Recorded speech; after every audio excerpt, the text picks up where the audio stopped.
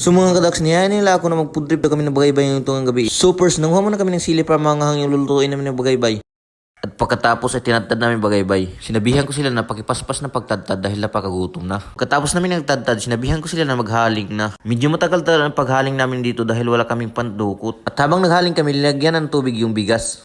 Ito po yung lamas na gagamitin para masarap yung luto namin. Tinadtad ko na ito, bombay, ahos at sili. Pagkatapos ay linapuhan mo namin bagaybay at hinaon. At pagkatapos ay linagay na yung oil, pinainit ito. Tapos linagay na yung mga lamasers, ahos, bombayers at sili. At kinaraw-karaw ito hanggang sa makulay brown. Tapos linagay na namin yung bagaybay. Linagyan na ito ng patis, paminta, magic sarap at kinaraw-karaw ito hanggang sa makulay brown at luto na ito. Pagkatapos ay inutusan ko sila na magkuha ng dahon sa saging para gawin namin plato. Tapos linagay na namin yung kanin at saka ulam.